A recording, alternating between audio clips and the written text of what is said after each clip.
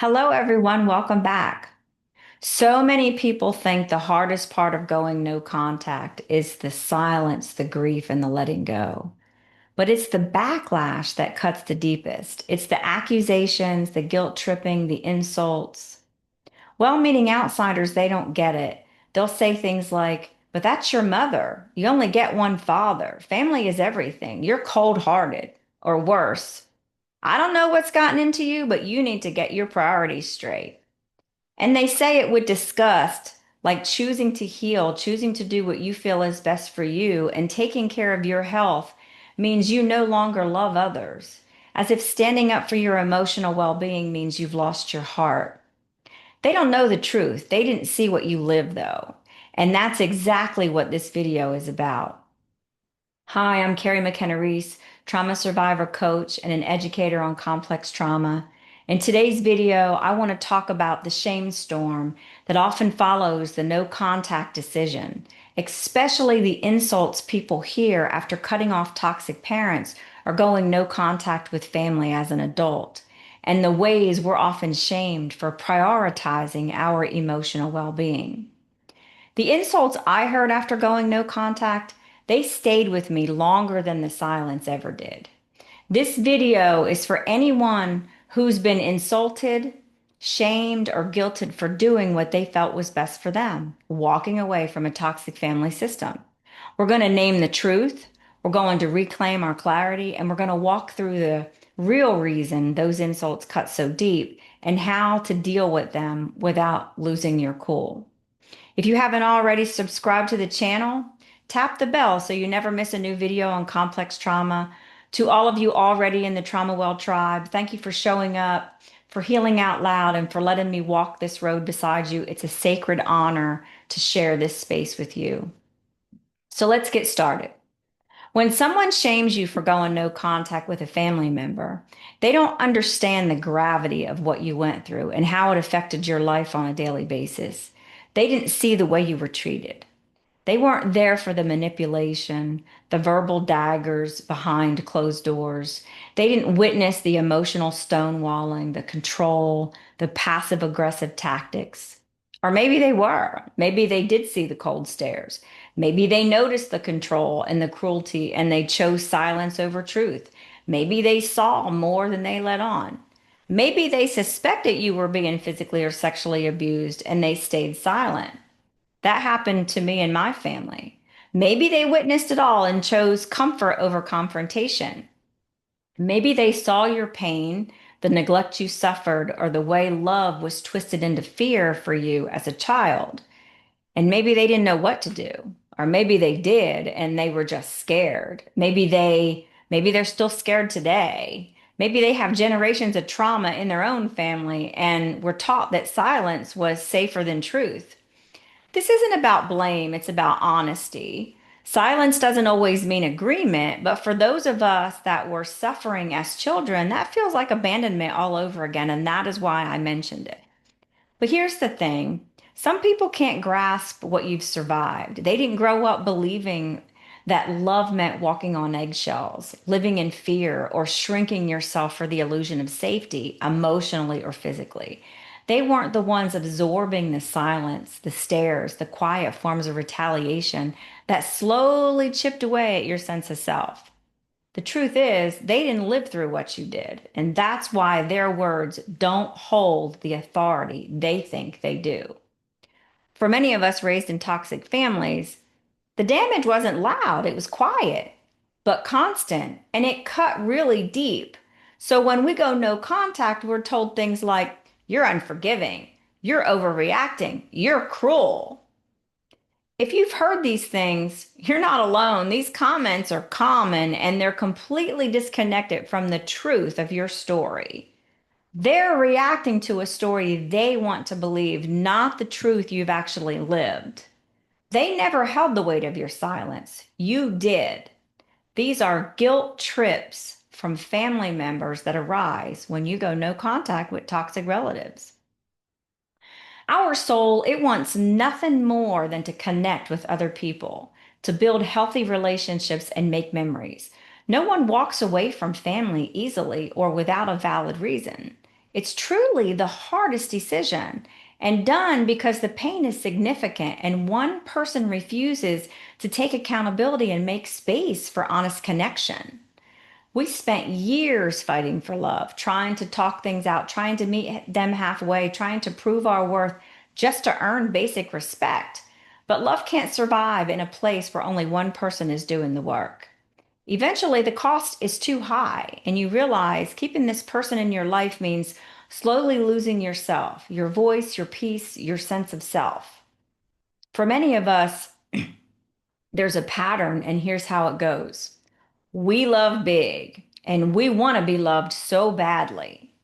So we get hurt, then time passes, the guilt fades, and hope creeps back in as we interact with them again.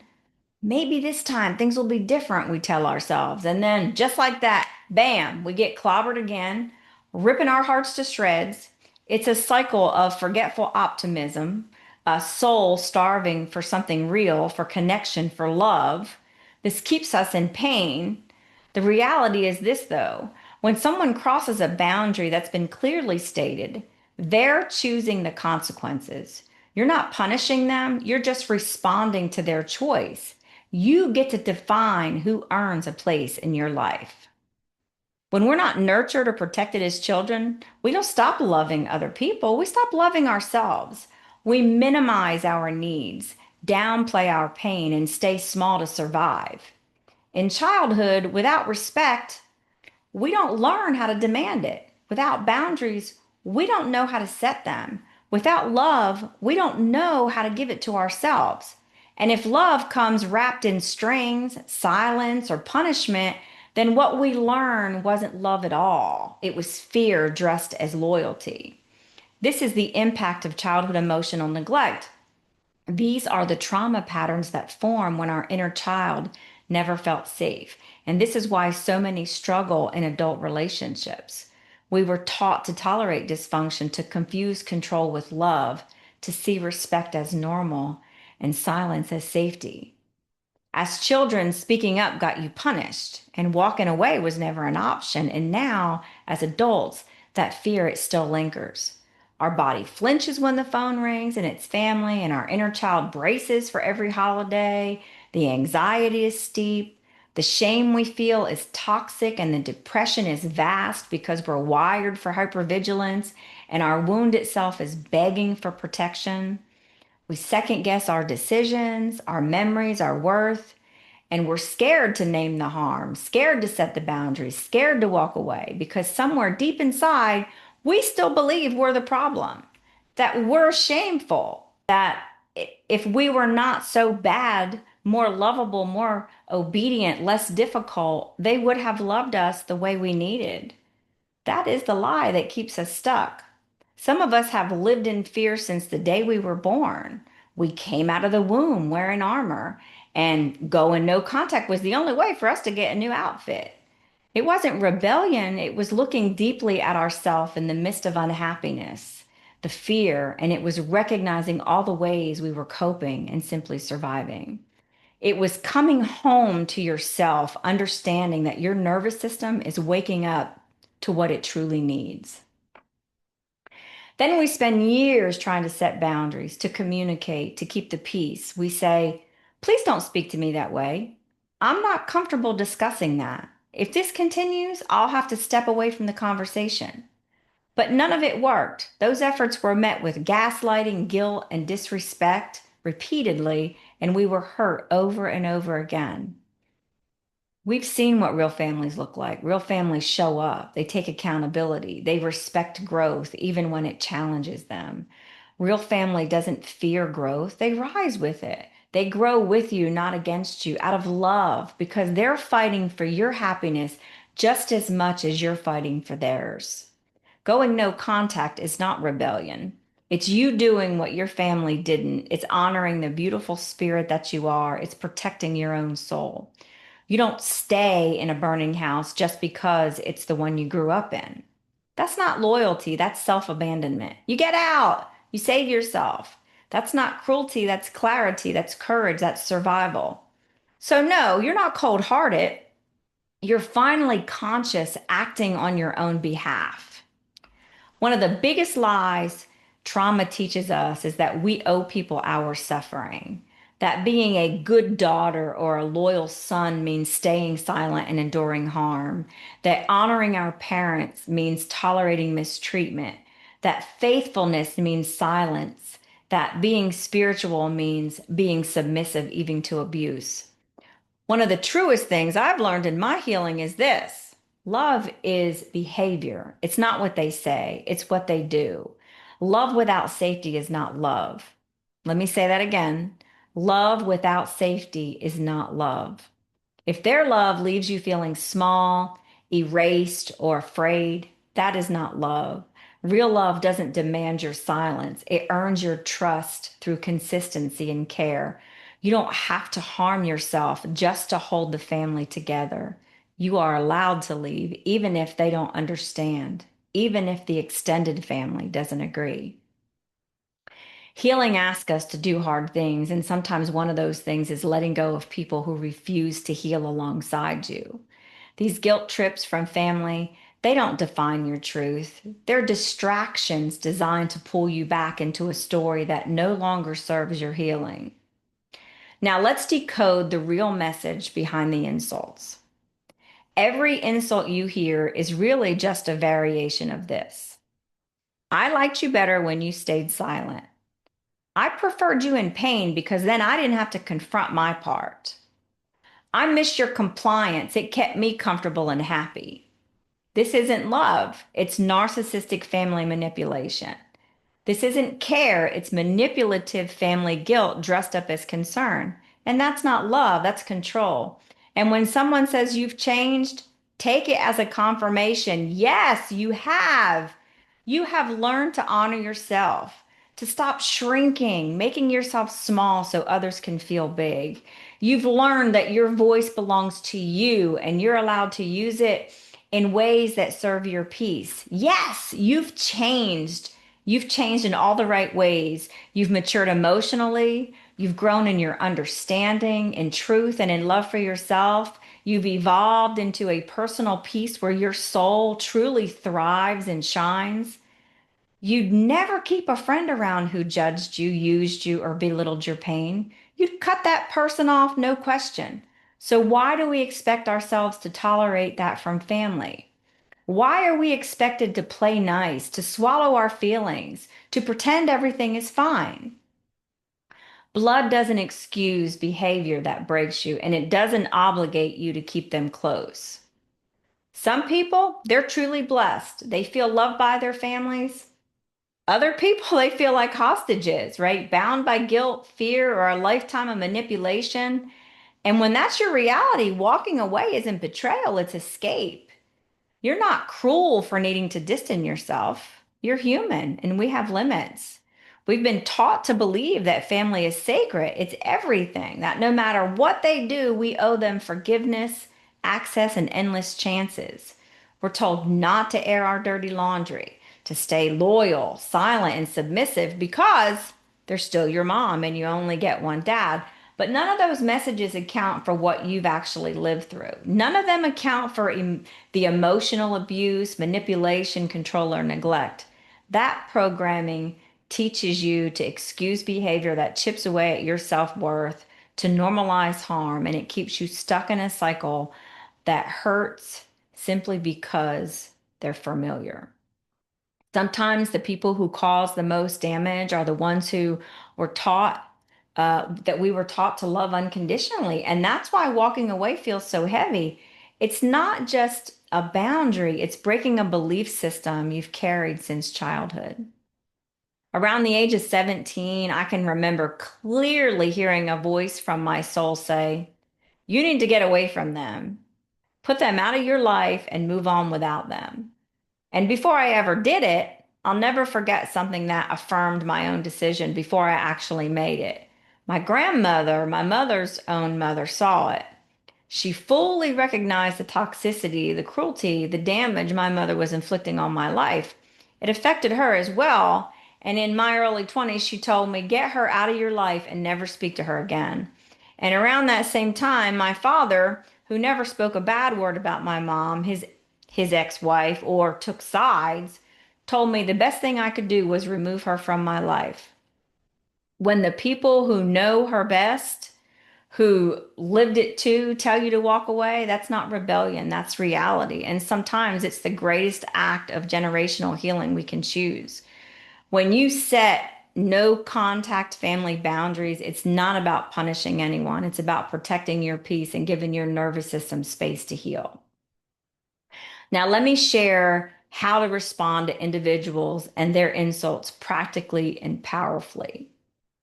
Number one, don't defend yourself to people committed to misunderstanding you. When you're dealing with manipulative family guilt, don't explain to the unwilling. They're not seeking truth, they're seeking control. On my healing journey, something that helped me in moments with people I genuinely valued, whether it's at a wedding, funeral, or family gathering, is having a simple, clear response ready when they mention my mother or brothers, speak fondly of them, or even ask how to get in touch with them. I stay loving and respectful, but I also stay rooted in my truth because that's important. So if the topic ever comes up, I don't explain, defend, or go into detail. I simply say, I have not seen her in years. I'm so happy you find joy and love in having her in your life. However, my experience was not the same. Look her up on social media, reach out to her. I'm sure she'd love to hear from you.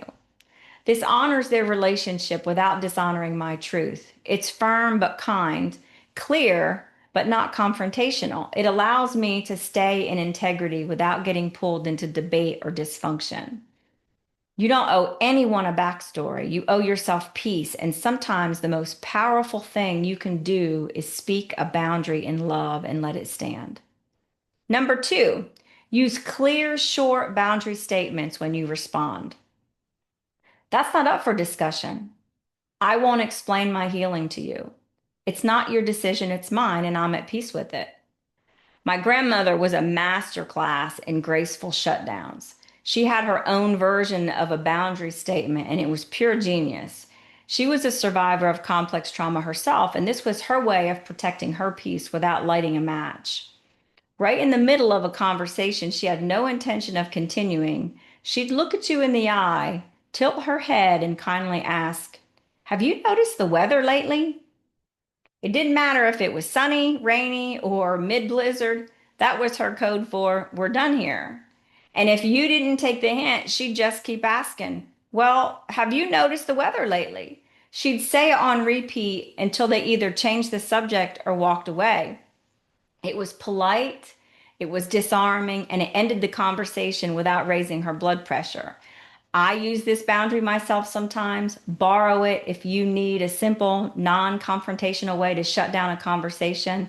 It will definitely set the forecast to sunny in your space when you need it. Number three, block or mute when necessary. When it comes to no contact boundaries, sometimes the most healing act you can do is remove someone from your life. Your mental health matters more than their access to you.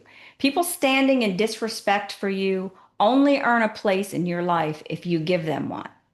Guarding your mental health isn't pretty, and it's not petty, it's powerful, right? It's not about being harsh, it's about being whole. Every time you block, walk away, or remove someone from your life who won't honor your boundaries, you're not being mean. You're honoring the version of you that once tolerated what broke you. That's not rejection, that's redemption. You're choosing to stand with yourself, not against yourself. And that right there is what healing looks like in action.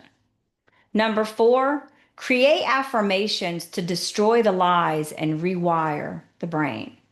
Healing from narcissistic family manipulation means countering old messages with truth. So try these. Protecting my peace is not cruelty. I'm allowed to grow even if others don't. I don't owe anyone access to my pain. And number five, stay clear of the flying monkeys. Distance yourself from people who only show up to judge, guilt, or relay drama, especially if they're carrying on behalf of someone you've gone no contact with. Think about the first time you watched The Wizard of Oz and saw those flying monkeys. They flapped in and out of nowhere. They were sent by the wicked one to drag you back into the chaos of the evil one. They were scary and they traumatized a lot of us as kids. Today, though, you're not in Oz. You're in recovery, you're healing, and your peace isn't up for grabs. If the flying monkeys come swirling in with guilt trips and emotional bait, click your heels 3 times and remember there's nothing like a boundary. Number 6, speak truth daily and speak it out loud. Start with what you say to yourself. They're not mad you hurt them. They're mad you stopped letting them hurt you. Look in the mirror and speak that truth out loud. Your subconscious mind doesn't just listen, it absorbs. When you declare clarity, worth, and peace over yourself, you're literally rewiring the inner narrative that trauma distorted. Positive, truthful words act like medicine for the parts of you that were taught to stay small and silent. So don't just think it. Look at yourself in the mirror and say it boldly. I have the right to prioritize my well being. I am not cruel. I'm healing. I am not wrong. I'm learning who I am and what I need. I will no longer abandon myself to keep others comfortable. Your voice, it has power. Use it to build the safety you never had. You're not just speaking to the present version of you, you're reparenting every wounded part of you that still needs to hear, I've got you now. You're safe with me. Another thing you can do is before reacting to the insults you hear after going no contact, give yourself permission to sit quietly with your own heart. Sort through your feelings. Ask yourself, is this someone whose relationship I value? Do they know my story or just the version that's been told to them? This is a powerful time to remind yourself why you chose no contact in the first place. If you wrote a letter of no contact to the person you walked away from, revisit it. Let your own words anchor you and remember their relationship with that person was different than yours. Yours was traumatic and your reasons are still valid. Then, after you've given yourself that space, if it's a relationship you truly value, reach out to that person when you're grounded and ready. You don't want to fight for a relationship with someone who isn't fighting for a relationship with you, and this process will help you clearly see that. You didn't choose your family, you were born into it. And that alone doesn't make them safe, supportive, or entitled to stay in your life. Respect must be earned, safety must be felt, and love isn't measured by what you tolerate. It's measured by consistent, caring action. Blood doesn't excuse the behavior that broke you, and it doesn't entitle anyone to stay in your life. Walking away isn't betrayal, it's liberation. You're not cruel for choosing peace. Choosing emotional safety isn't selfish, it's sacred. It's the most loving thing you will ever do for yourself. You're not wrong for choosing yourself. You're not broken. You are breaking cycles. You are walking out of a storm and into safety, into truth, into home. If you're healing from family trauma, this space was made with you in mind. If this video helped you breathe a little easier, I'd love for you to subscribe to the channel, tap the bell, leave a comment, and let me know what insults have you heard after going no contact and how did you respond? Your story might be the exact lifeline someone else needs today. You're not alone and your voice is incredibly powerful. Thanks for watching. Thanks for healing, and I'll see you in the next video.